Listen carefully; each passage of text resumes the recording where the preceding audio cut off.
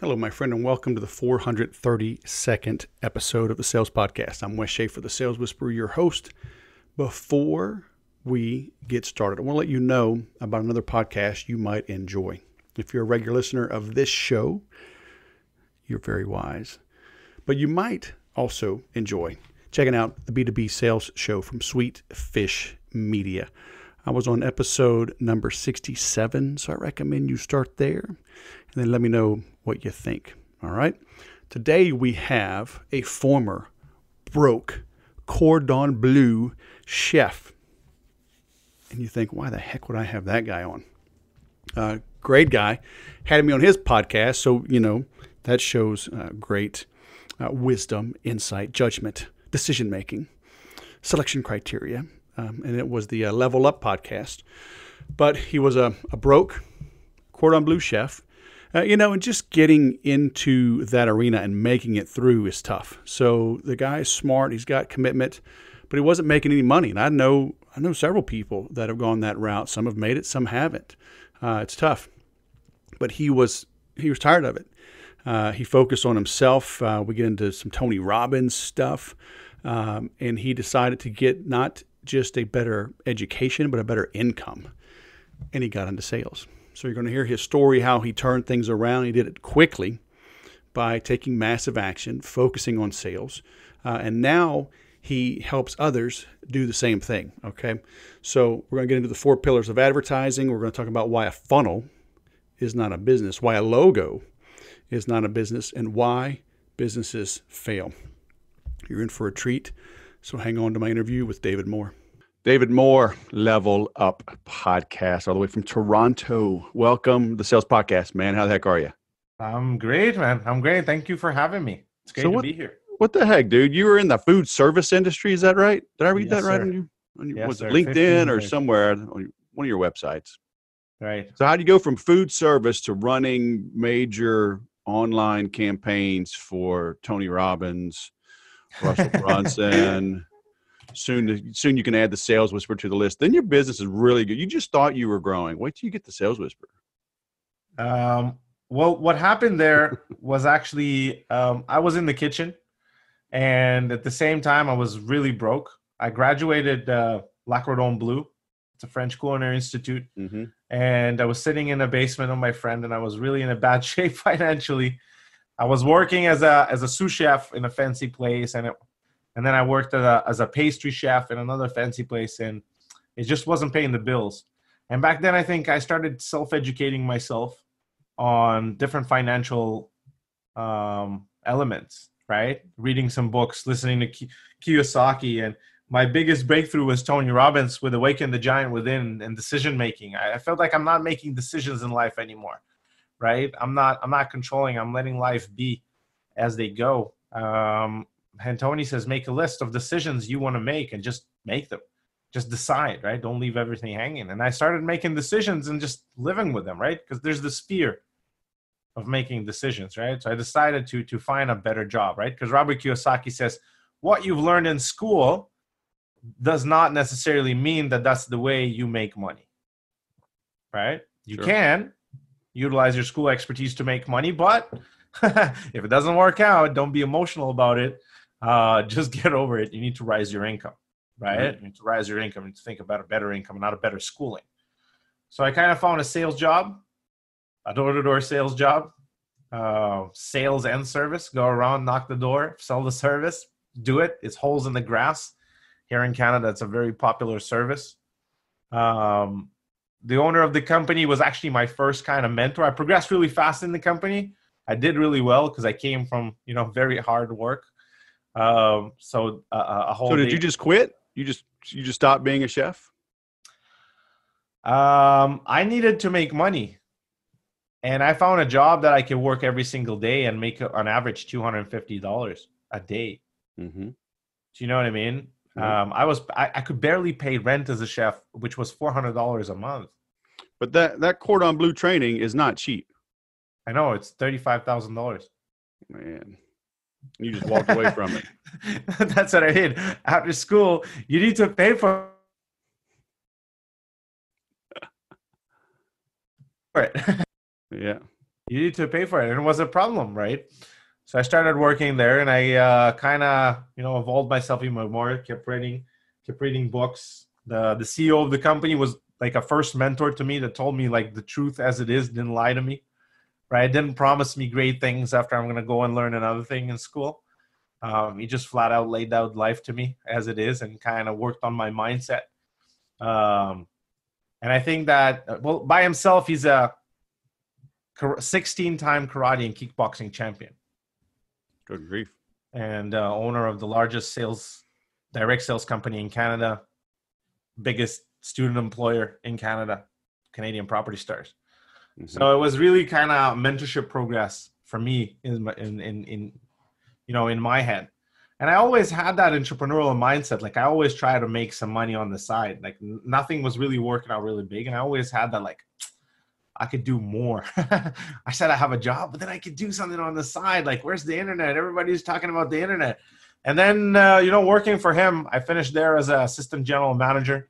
Had an amazing crew of people working. How long were you with them? 5 years. Nice. It was the longest job I've ever worked with. And how long were you door to door, like versus getting up into management?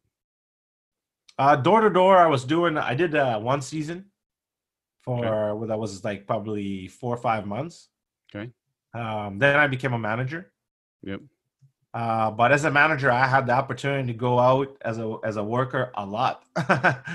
Well, yeah, you have to like demonstrate it, right? You probably are still selling while you're training. Right? Well, the idea was to train the stuff. Well, this company is so amazing because we go out and we recruit the workers, right? So it gave me an expertise to go out of universities, stop students in the middle of the hallway and say, hey man, do you want a job? I have something for you. Blah, blah, blah, give them the information.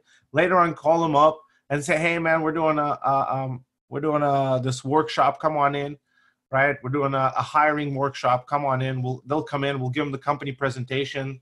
They'll apply, get in, and then they'll come up for the first day of work. And there's people that you met in the university, right? Like their first day of work, and suddenly there are no students anymore. They got to go to the door. They got to sell a service. It's commission based, right? And the universities let you prospect on their campuses? No, never. You just do it anyway? They do it anyway. Nice. Better to ask forgiveness than permission? Pardon? It's better to ask for forgiveness than permission? Oh, 100%. 100%. Better say I didn't know. Oh, I wasn't aware of that. Really? Why not? I'm just walking in the bus station, because every major university has like a bus stops and trains and something that is leading to it outside, right? So you can always say I was hanging out in the bus terminal, randomly walking around with a company shirt and an iPad. Hey, but we would go to job fairs in these universities, and we pay to be there as well. So it's a good relationship. It's a good relationship. That's cool. So you recruit them. All right. So you're 5 years there. I mean, that in and of itself is a great story. I mean, you just decided to decide, right? You decided to switch horses, right? You're like, all right, yeah, I spent $35,000, but great, I'm not making it back, so I'm gonna go make some money. And people, I saw this thing just not too long ago, literally last week or so. It's like, complex problems do not require complex solutions. Right. Right. If your current way of life, if your current job, whatever, is not making things work, change. I mean, it literally is that simple, right? It's got to make a decision. I mean, it may not be easy, right? I got to imagine maybe you were a little nervous or anxious, but I mean, I'm guessing you were younger, probably single, no kids. I mean, it made it a little easier. Me? I had a child and another one on the way. Oh, you did? Yeah. Nice. That's what I did. I mean, when I left the Air Force, I was married, had a kid, another one on the way. So, yep, yeah, well, kudos to you. So did that make it easier to switch? 100%. I came to my wife one day and I said, hey, listen, I found this great job. And she said, really? Where? What restaurant is it? I'm like, it's not a restaurant. It's a landscaping company. She's like, what? She's like, Did you fall in the kitchen, hit your head? It's like, what do you mean? It's like, you would not even believe. I went on first day of work today and I made $300 almost. Like I made on my first day of work, right? I made Oh, so you did it. You did it before you told her. Yeah. Oh, nice. Same You know thing. what I Ask mean? forgiveness rather than permission, huh? Right? It's as easy as that, right? And I came Although home. there's nothing to forgive when you're bringing money home. Hey man, when your rent is $400 and you just made 250 in one day, what are you going to do tomorrow? Yeah. Given She's the probably opportunity. like, oh, she's like, why are you even home? There's still daylight. From that day, I just want to say I worked 62 days straight. Okay. From that specific day. So what happened on the first day of work for me was that I was brutally broke, to an extent that I was collecting change to buy cigarettes. I was a smoker back then, and I had no money. And I remember myself walking with a chunk of change to buy cigarettes because that's all I had in piggy banks. And I went to the first day of work, did probably like 10 lawns or something like that, and made about $250 with all the bonuses and everything. And the GM And do they pay right away? They pay you daily. Man. Cash. Right? As a contractor, you go out, you do the job, you sell, you do the service. At the end of the day, you invoice the company, they give you cash on the spot. Nice. And I made $250 on my first day of work. Mm-hmm. Do you know what I mean? By the end of the next 3 days, I paid my rent. Another week, I paid my rent backwards. Everything that I owed her. Another week, I rented my own apartment. And we were able to move. Within a month and a half, we were able to move from the basement to a nice 2-bedroom apartment. Nice. Because I worked 64 days straight. Right? Because you can work every day. They don't care. It's a seasonal business. Right. Right? There's even an award for that. It's called the workhorse. I have 2 of those. You know what I mean? If you work every 30 days, if you work 30 days straight, you get a workhorse award. It's like $150 bonus because you worked every single day. Yeah, because I got to imagine the winters, you're not going door to door in Toronto. No. So in the winter, what we did was charity. So we would set up different local events and sell toys for charity. We're salespeople. Okay. You know what I mean? We'll go out with baskets and sell toys. Right. So you're there 5 years. How did you switch into what you're doing now? Because that's a big change.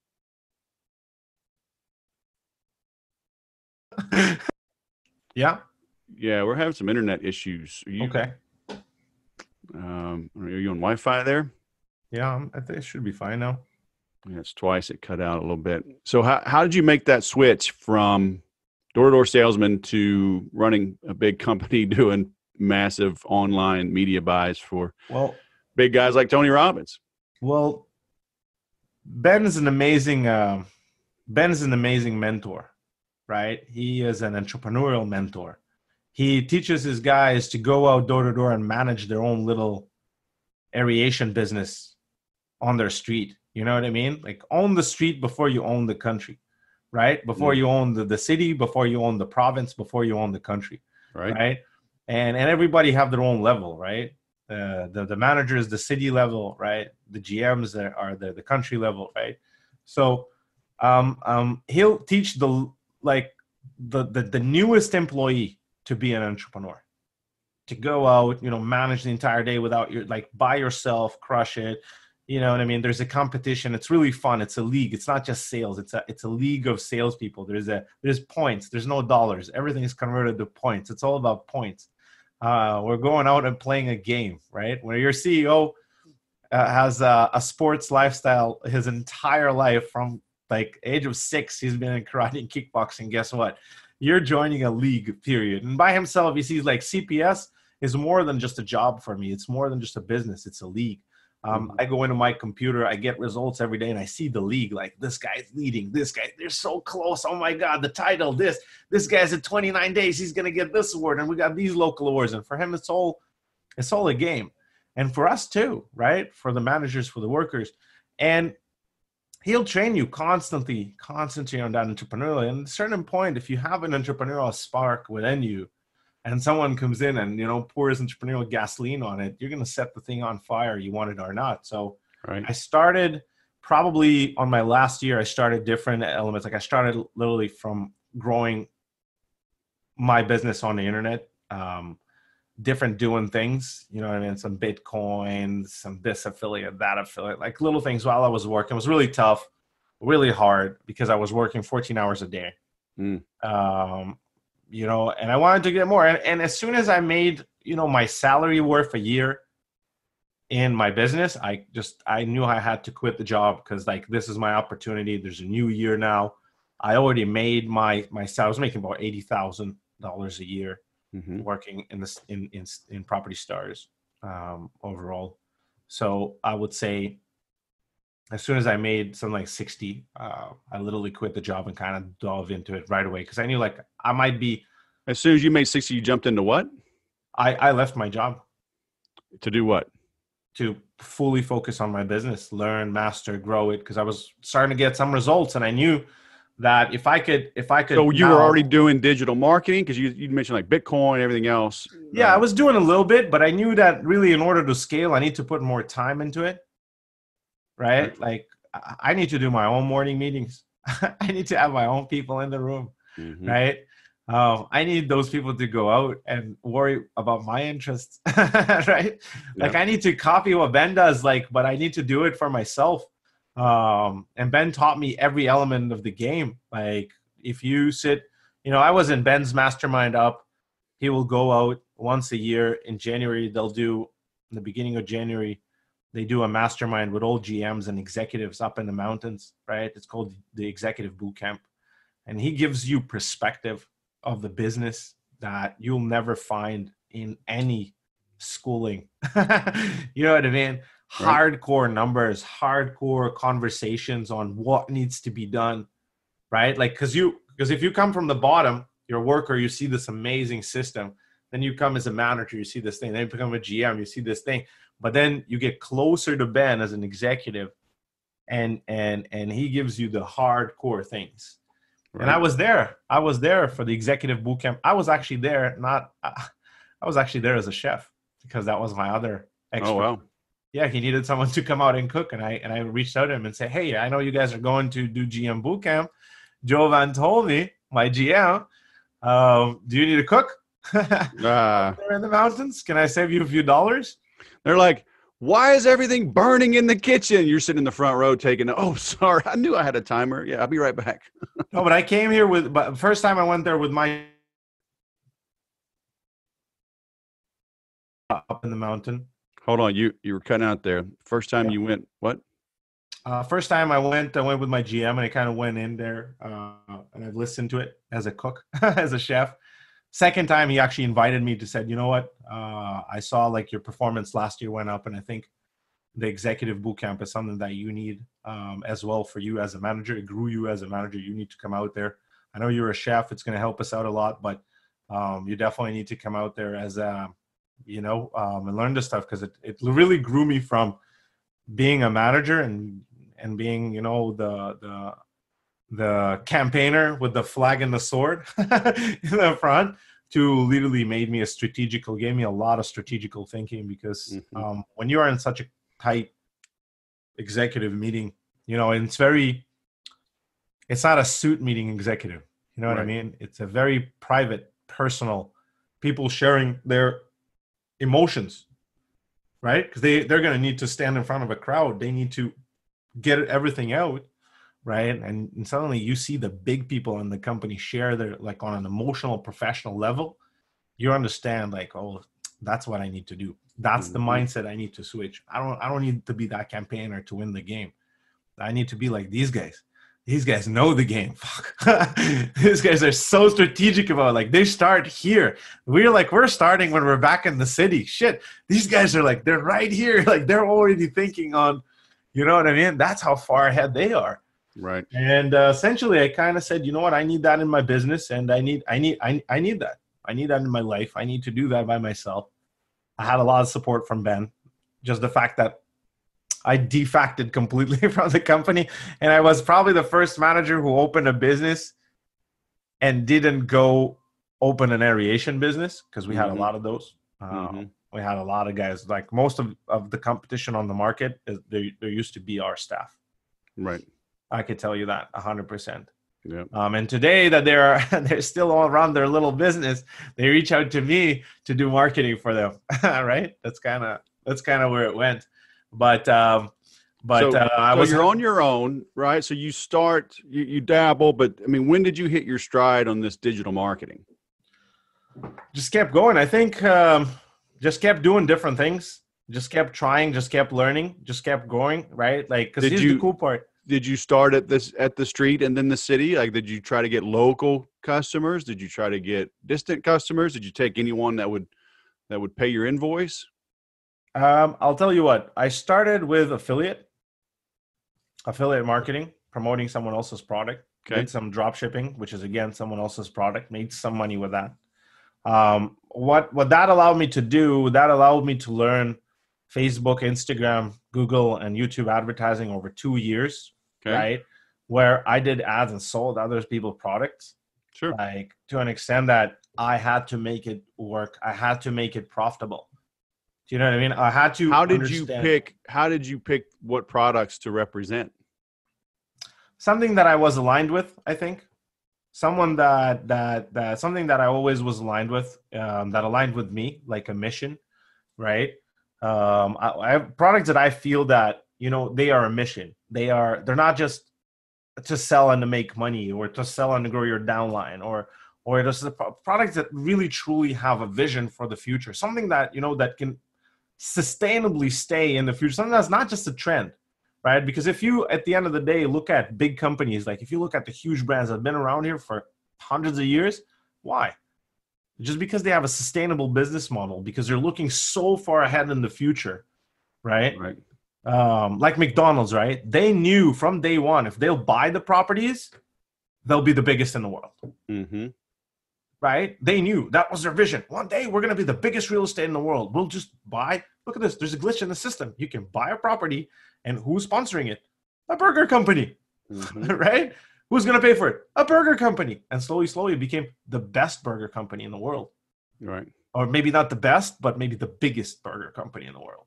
Mm-hmm. Right? So why not allow them to buy any real estate they want? Right? That's their vision. Like, and I partnered with stuff like that, with Enagic in the first place, which is a water machine, but they have a huge vision. They have a huge movement of changing your life, changing your habits, changing your diet, and I really love the message. I still use the product, still use the machine, still promote it. I think it's great. Like, people will tell me it's MLM, it's amazing, right? Regardless of the income, the product is absolutely amazing. I don't know how many MLMs, and I've been to a few. I don't know how many MLMs you could say that about their product, essentially, right? So I kind of aligned myself with that mission.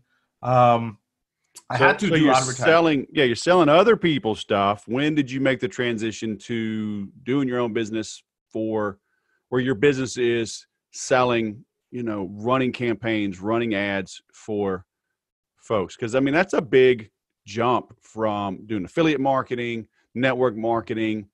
Now you're running campaigns. Most people would be happy, like landing the local chiropractor and, the local car dealership.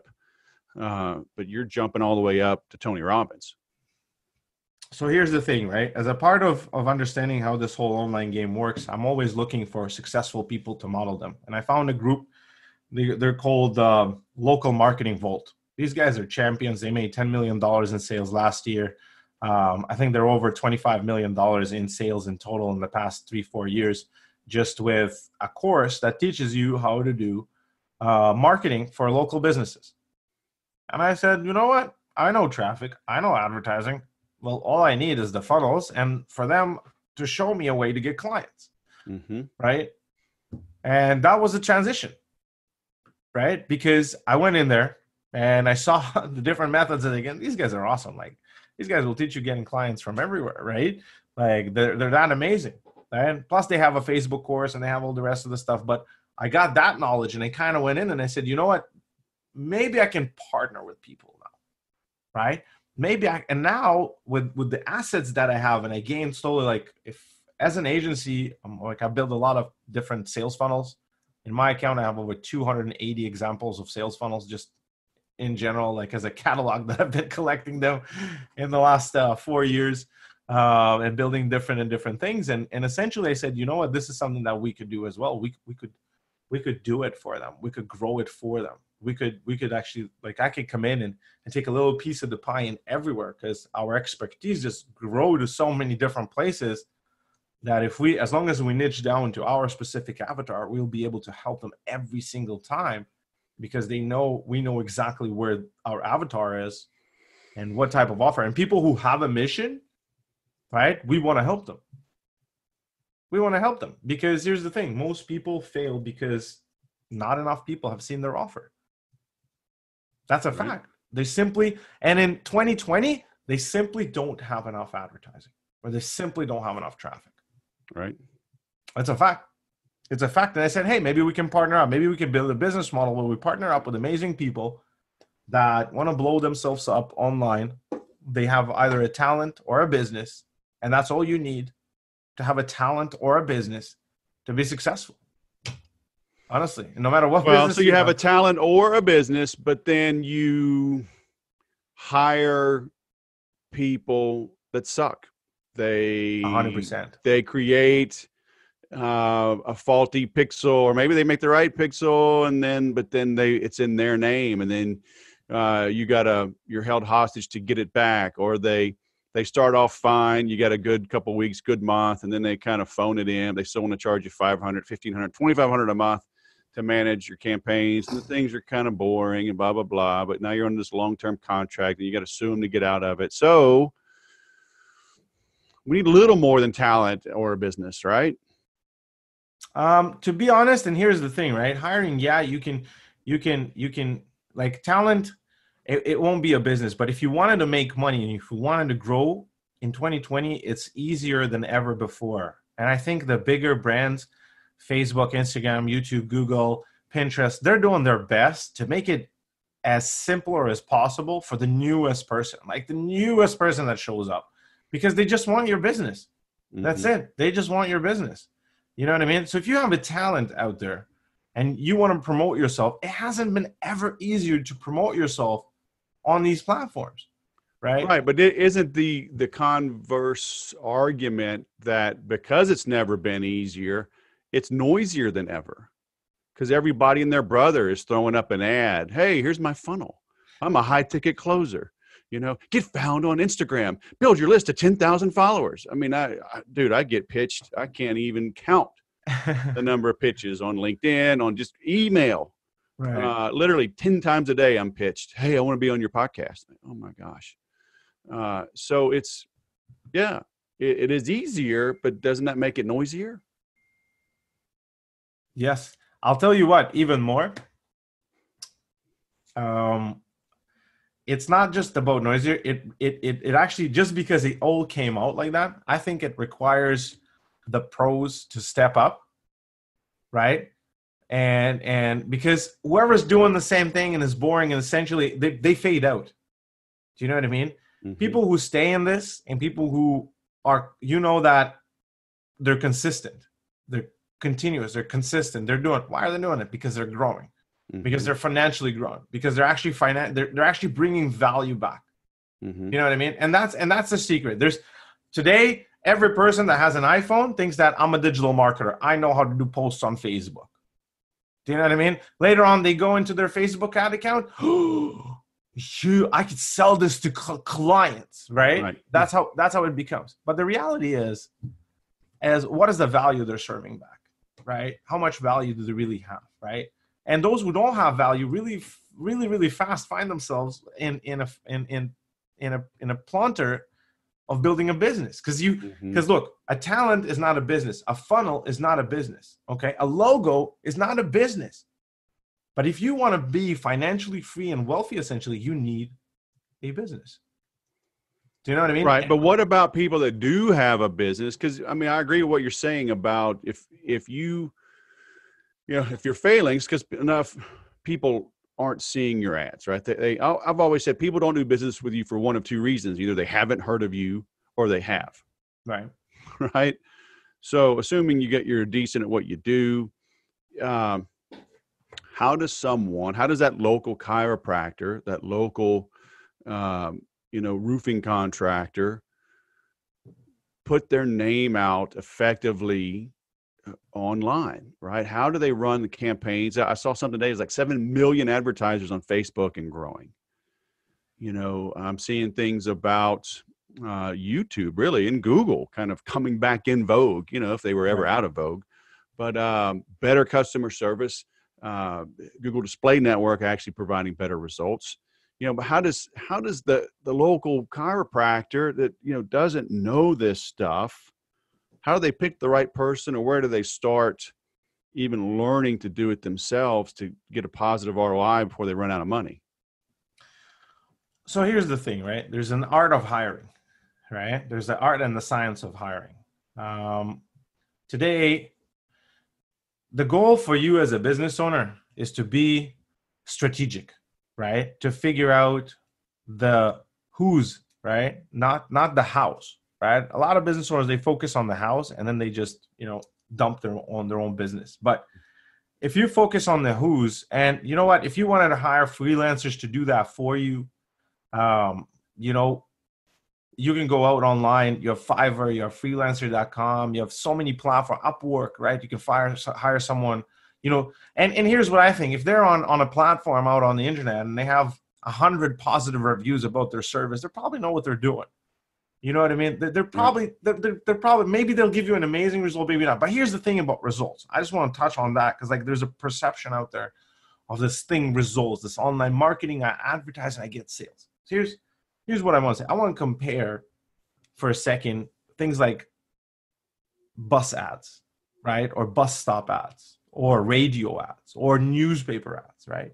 What kind of result do they give you, right? What kind of result do they give to your business, right? People do them 100%.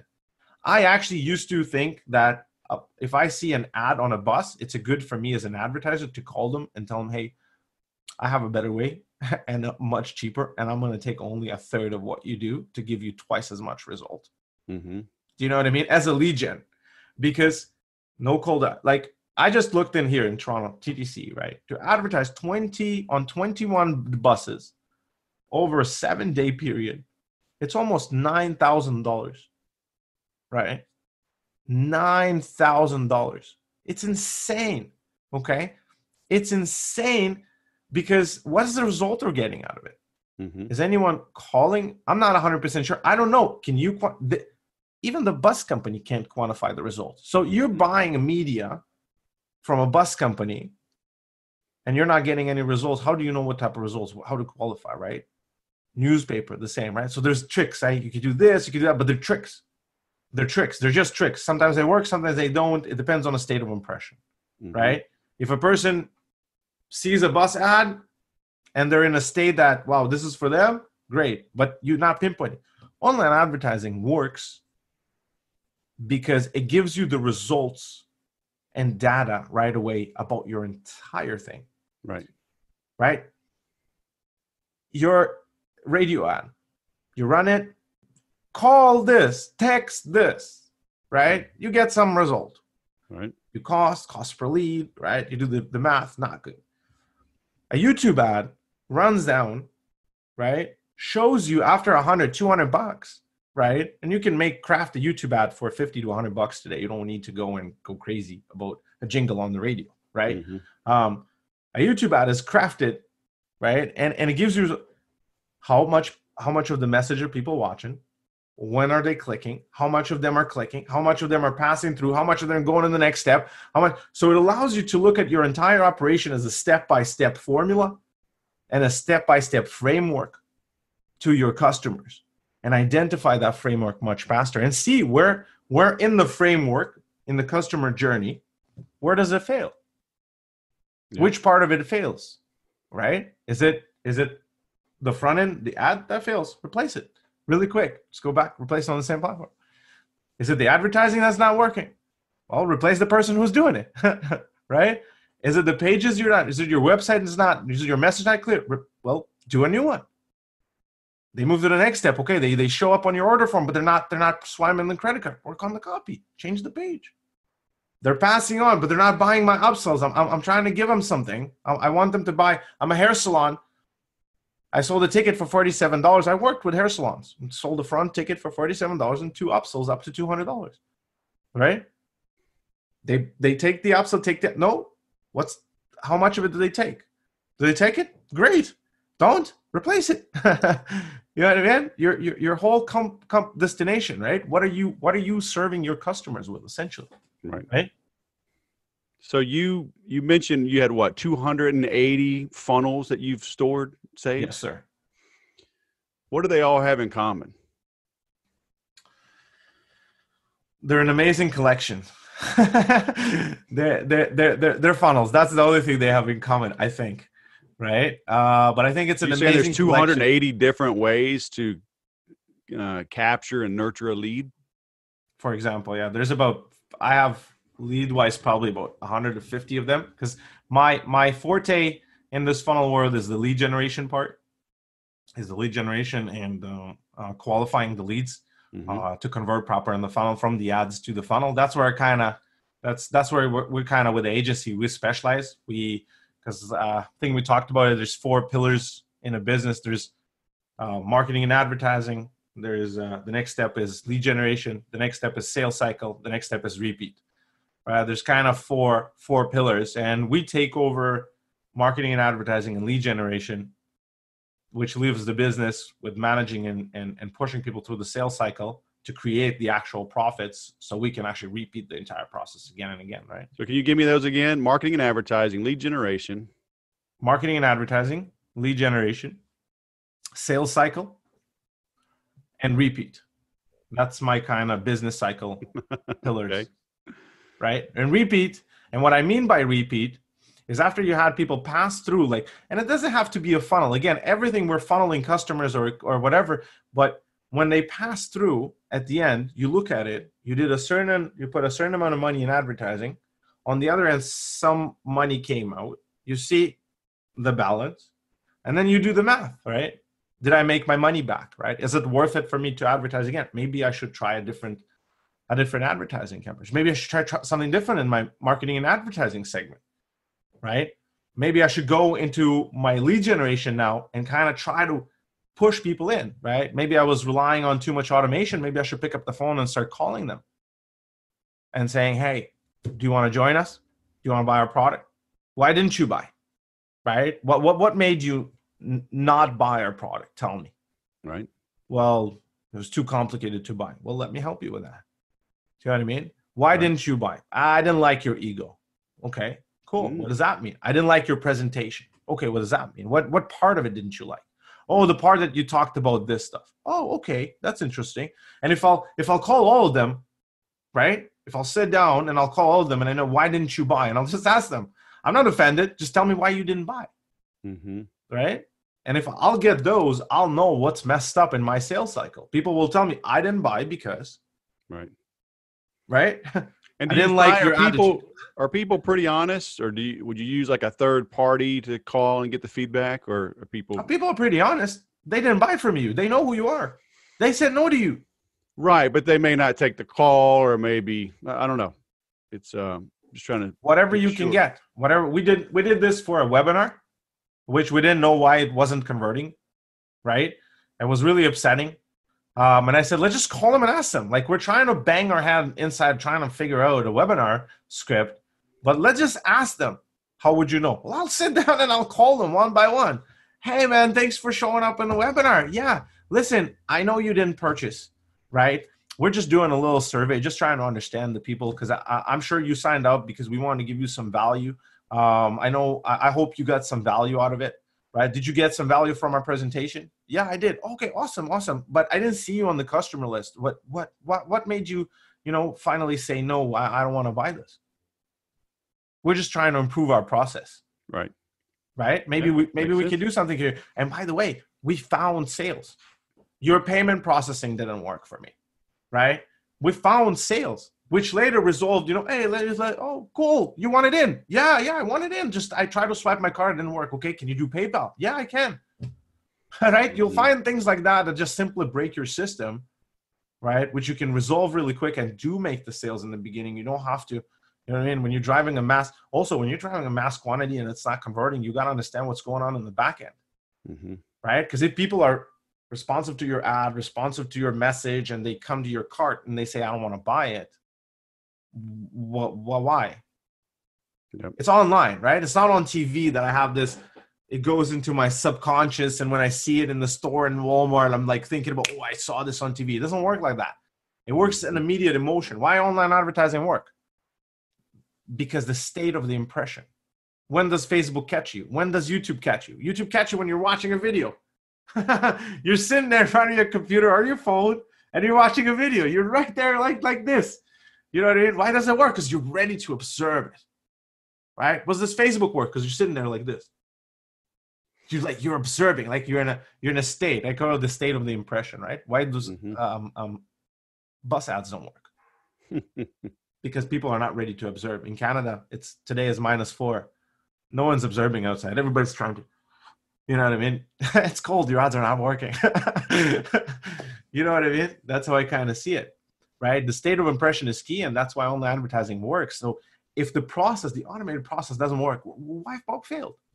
Yep. What would be the best to reach out and just ask them, hey, I didn't like you. You're an idiot. Okay, thank you. I'll try to change that too. Thank you. Hey, listen, if 10 people tell you you're an idiot in your presentation online, switch a presenter. You're probably an idiot. Switch a presenter. Don't have an ego. Bring someone else. Go to Fiverr, hire a presenter, have him read your thing. Right. They don't like you. You know what I mean? You want to sell a product, but they don't like you, right? Or refocus your message and your advertising. You're getting the wrong people in. So how did you rise up? Because before we hit record, I mean, you mentioned you've got some big name clients. Some people never get that big, or some people maybe don't have the guts to go after big name people. Did you go after them? Were you introduced to them? Was it luck? Was it a little bit of all the above? A little bit of all the above. I would say it was an opportunity, and I didn't say no. I was ready for it. Like they say, luck is when preparation meets opportunity, right? So we were constantly getting prepared for an opportunity. And when opportunity came, we didn't say no, right? A lot of people, they're preparing, and the opportunity comes, and they're like, should I do it? Should I go for it? You're afraid, huh? Should I go for it? Like, is it? Like, is this what I was waiting for? I'm not 100% sure. Am I going to take this, right? Is it that moment, right? Should I take it? Should I do it? Right? And then by the time the opportunity passes them, right? And then they go to something else and then miss that, right? So saying yes to opportunities and being prepared to deliver results, right? To deliver results and being prepared, because if you're consistent, things are going to come to you. People see that you're doing something. They're going to come to you and say, hey, listen, myself, Tony Robbins, and Dean Graziosi are doing a launch. We're launching this new course, new software. Want to come join us? Want to be a partner for the launch? What are you going to say? Yeah. Right? Some people would be afraid. Some people are afraid of success. 100%. But you got to say yes sometimes. They're like, who am I? Or I'm not quite ready. Or, I need another month. I need to go to another mastermind. I need one more course. I need to finish my degree. I mean, there's 101 reasons to not step up. Here's the thing. I describe entrepreneurial journey as standing on the cliff, and literally every opportunity you have, you're jumping off the cliff. There's some people that are going to say, no, I'm not jumping because I don't have a parachute. Let me go get it. Let me go find it. Let me go buy it. Let me go create it. Let me go whatever. Right. And I think the entrepreneurs are the 15% that jump in and say, hey, screw it. I'll figure out the parachute on the way down. At least I'll be the first one to get there. You know what I mean? And I think that's the true entrepreneurial, there's some, like, look at Jeff Bezos, right? Jeff Bezos has the personality of entrepreneur. He does the big risks, right? He takes the bigger, he has huge rewards, but he's probably taken the biggest risks, putting his entire company on the verge of bankruptcy to grow it. You know what I mean? Right. Taking loans for everything that it's worth just to open a new section in the company, which could fail absolutely miserably. Right. Right. And then your entire company would have been destroyed, and only if eBay could have made a wrong decision, eBay made a lot of wrong decisions, but eBay could have made a right decision, right? And kind of push Amazon when Jeff Bezos was trying to lift it. And maybe they were in a different space right now. You know what I mean? But they never pushed it. They ignored it. They said, it's never going to, we're eBay. We're the biggest. What's Amazon? It's nothing. It's a toy, right? It's just a bookstore. It's a bookstore online. That's what they're doing. 2020, they're the biggest online distribution network of products worldwide. Right. You know what I mean? And eBay is just some online store with a lot of scams on it. Yeah. Do you know what I mean? So it's just about taking those risks, saying yes, saying yes. No one, you don't have to be 100% entrepreneur. You can be a manager, or you can be a talented person. Like Tony Robbins says, there's three type of business owners, right? There's the talented, there is the manager, and there is the entrepreneur, right? And in every board of directors, you got to have those three people to run your business. You got to make a decision who you are in your business. Are you the manager? Are you the entrepreneur that is doing crazy risk and finding crazy partners to do crazy investments and crazy ideas? Are you the manager? Are you the person behind the entire operation? Are you managing the operation? Are you, what is your role? Or are you the talent? Are you the center of the business, right? Are you, I don't know, are you a musician, or maybe you're an artist, maybe whatever the case is, maybe you're a chef, maybe you're a cook, maybe you're a shoe shiner. Doesn't matter, right? You have a talent. You could be a lawyer, a very talented one, right? But you still need a manager. You still need an entrepreneur. You still need a manager to tell you, I know you're a very talented lawyer, but we got to find you customers, right? And you need the entrepreneurs to say, listen, I found this partner. He's going to drive us thousands of customers right away. We just have to invest money and create this huge campaign with them. You know what I mean? You can't be all three. You can't be all three. And that's why you need those people on your team. Yeah. Very cool. So where can people go to learn more about you? Right? You've got a mastermind, right? You've got a podcast. Where should we send people first? Well, the best place to find me and understand who I am, what I do, is my podcast, Level Up Podcast. What we have is that we're bringing people like yourself and other champions from lacrosse, not just the digital world, but I had the opportunity to work with some really, really, really cool people throughout my career, and to bring them to an interview, like some really kick-ass entrepreneurs. I think the first, let's enrich that because we changed that. Let's move that. Let's say the first 40 guests on the show that we've recorded so far are probably about over $1 billion in evaluation. Between, Dean Graziosi was there, you were there, my ex-boss was there as well. So with everybody that is coming in, it's huge value. And I think one of the biggest things that we do is we dive into the mistakes that people do on their journey, because you can learn from your own mistakes, but it's better learning from mistakes of others. And I'm very keen on that. And I think one of the biggest things that made me do that is I hurled this guy, Bill Pulte, I think his name is, and he exited 8 billion-dollar companies, 8 different $1 billion company, built from scratch, all the way from an idea to a $1 billion valuation. And he exited 8 of those.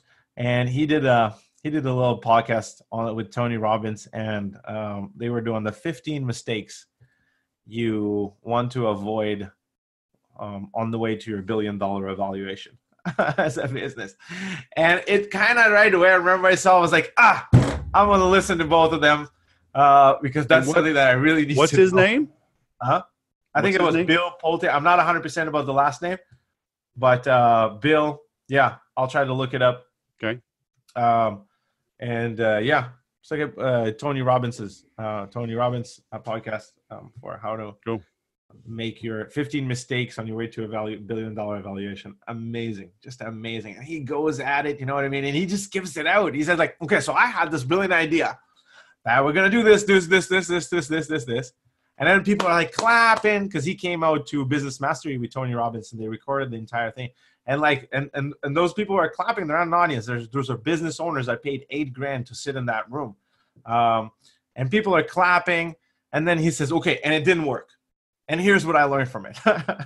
You know what I mean? And it's amazing how he does it, and it's an amazing interview. It's an amazing recording, and I think it's yeah, it looks like it's just Pulte, at Pulte on Twitter. I wonder if he's the Pulte Homes guy. I live in a Pulte home. okay. Interesting. Yeah, I'll check him out. Definitely. It was Oh, really, this is the guy. He like gives away money online, doesn't he? Like on Twitter. maybe I'm mistaken. Oh, might be. No. This guy, he's on a video here with the Shark Tank folks, so it's probably. Could be him.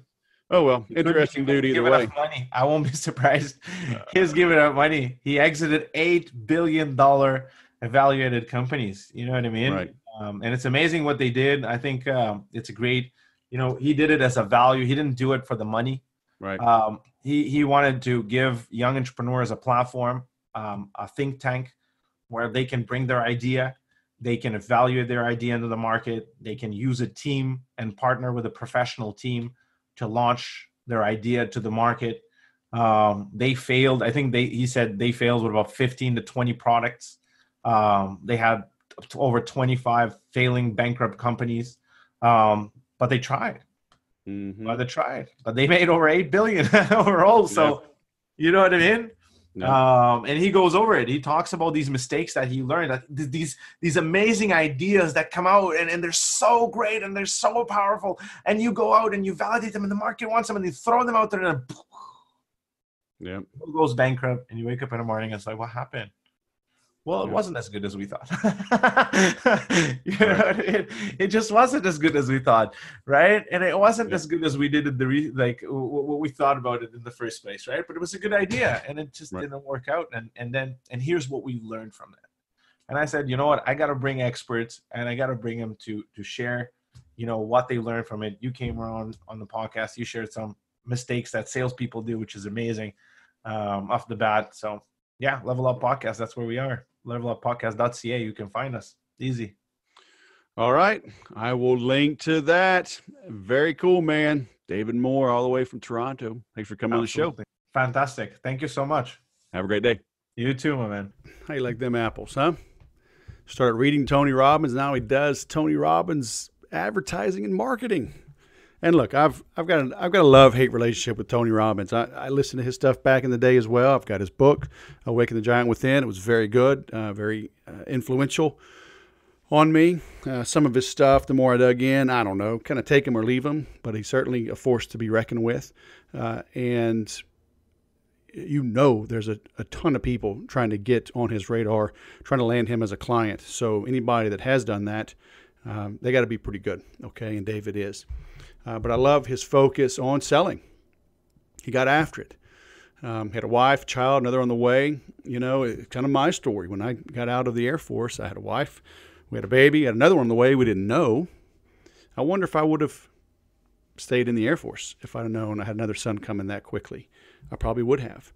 I mean, I was on unemployment the way things turned out. I was on unemployment when my second son was born. Ended up selling trailers. Replied to a classified ad in Mobile, Alabama. It was like a $365 a week draw against commission, and unemployment paid like $345 a week. So I was like, well, I'll make $20 a week extra.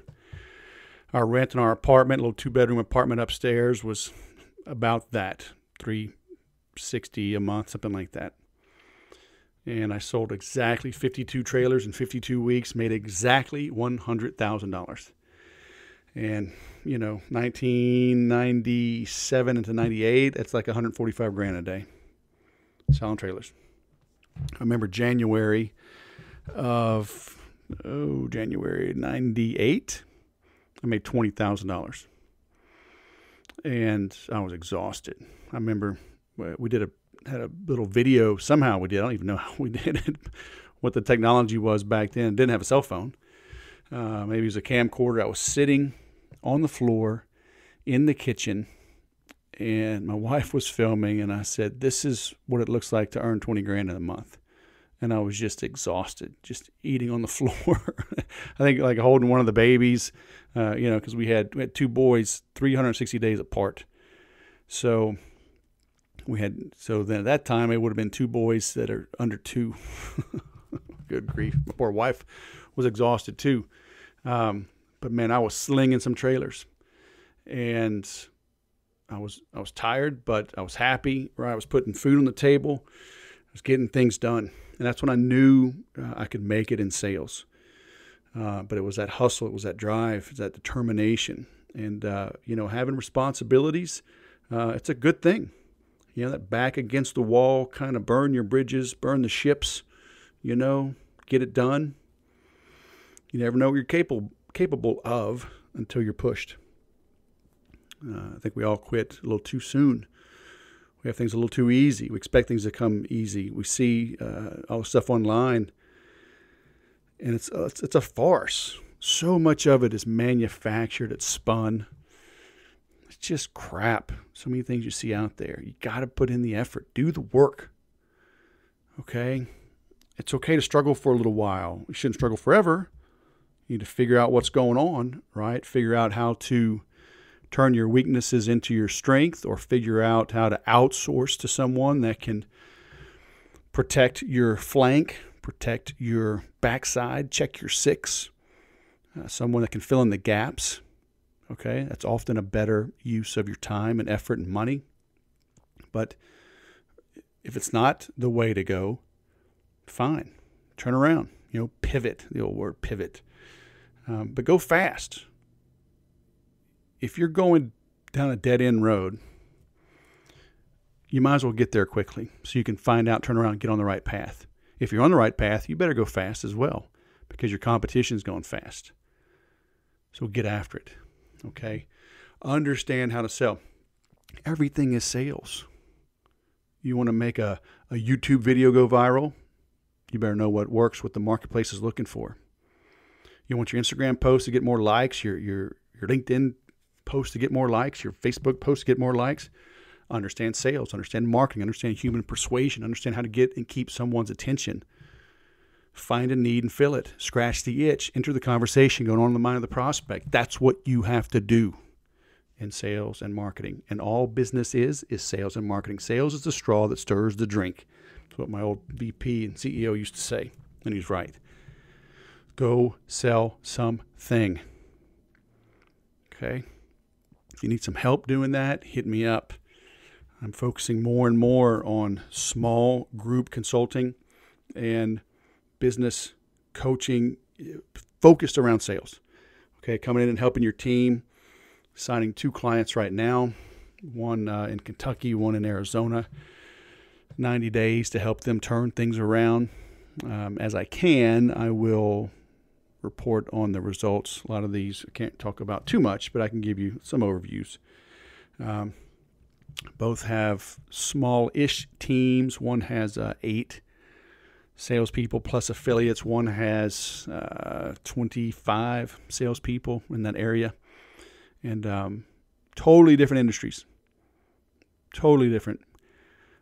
But what is not different is the fact that you're selling to humans. If you're a human selling to humans, then I can help you. Okay? If you're coachable, if you're open-minded, okay? If you're willing to follow instructions, I can help you grow your sales. So hit me up, okay? thesaleswhisperer.com. Go to the Contact Us, fill out the form, and we can talk, all right? No pressure, no gimmicks, no Tony Robbins, NLP. We'll have an agenda for the call. If I can help you, I'll help you. If you're looking for a little more affordable, maybe you're a salesperson. And maybe your company will pay for it. Maybe they won't. I turned my entire world around in sales when I invested in myself. It was $600 to join it was a 12-week teleclass. It started in early 06. I had to sign up months ahead of time because they were limiting the number of slots. And so I did. I paid 3 or 4 months ahead of time, maybe 5 months ahead of time, and waited. And it changed my life. The course changed my life. The instructor changed my life. I ended up partnering with him, becoming his first licensee, and that laid the foundation for me to leave corporate America and start the Sales Whisperer. But I made a lot of money in my corporate job because of that training. So if you're looking for something like that, check out 30daysalesgrowth.com. And, I may change the name because it's not truly 30-day sales growth anymore. When I first made that, I was teaching myself how to build a membership site. Back then it was on Customer Hub and Infusionsoft, and I still have it. It's still sitting up there, and I've updated it there, but it's a private Facebook group where I brought all the content over so you can follow that in units and modules, and you can kind of hop around if you want to. I recommend you go in order, but you don't have to. But it was 30 lessons back then, and that's why it was called 30-Day Sales Growth. And I was selling it for a very low dollar because it was my first attempt. I gave it away to a lot of new clients kind of as an add-on, right? If they bought Infusionsoft from me or additional services, I would include that. And that has kind of morphed into my ongoing group coaching program. So it's still super affordable. And you get all the videos from the original plus new ones that I made.